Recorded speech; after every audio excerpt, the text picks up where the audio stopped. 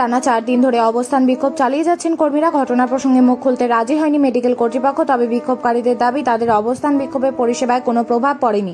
জরুরি পরিষেবার কাজ চালিয়ে অবস্থান বিক্ষোভ চালাচ্ছেন তারা। মেডিকেল সূত্রে খবর, করোনা আবহে মালদা মেডিকেলে 135 জন অস্থায়ী কর্মী নিয়োগ করা হয়। তাদের অনেকেই ডেটা এন্ট্রি অপারেটর, ফার্মাসিস্ট হিসেবে মালদা মেডিকেলে চুক্তিভিত্তিক কর্মী হিসেবে কাজ করছেন।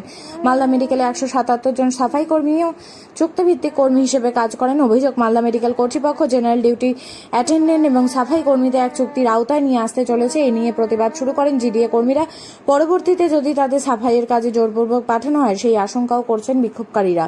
আমাদের আন্দোলন কতদিনে পড়লো? আজকে আন্দোলন আমাদের 4 দিনে পড়লো।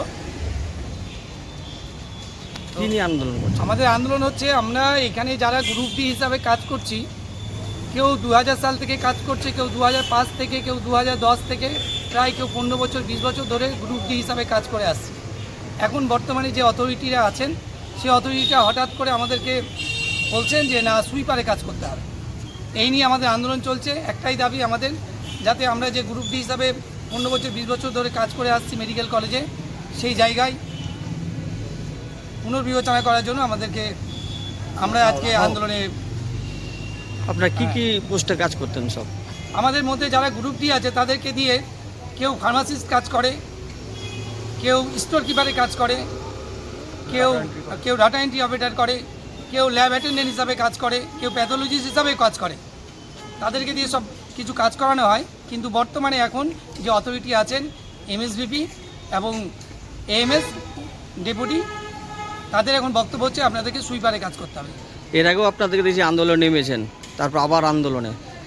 এই বিগত দিনে যে আন্দোলন ছিল, আমাদের যে টেন্ডারের মাধ্যমে যে বেতন হতো, টেন্ডারের মাধ্যমে যে রিক্রুটমেন্ট হয়েছিল, সেই রিক্রুটমেন্টে অনেক কারচুপি হয়েছিল।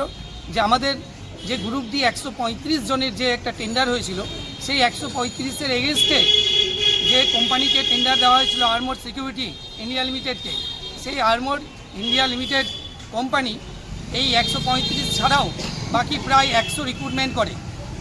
আমাদের 135 ছাড়াও 100 আরও রিক্রুটমেন্ট করে এবং আমাদের বেতনের একটা ব্যাঘাত ঘটে।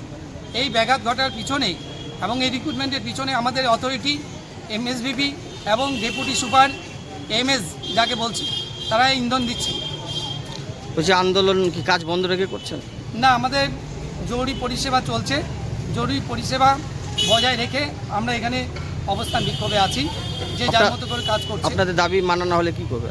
আমাদের দাবি যদি না মানা হয়, তাহলে আমরা আমাদের মতো করে এমার্জেন্সি পরিষেবা বজায় রেখে যেভাবে আন্দোলন করা যায় সেভাবে আমরা করব। কত সাল থেকে করছেন কাজ? আমাদের কাজ চলছে, কেউ 2015, কেউ 2005, কেউ 2011। আপনার নাম? সুবোধ শাহ।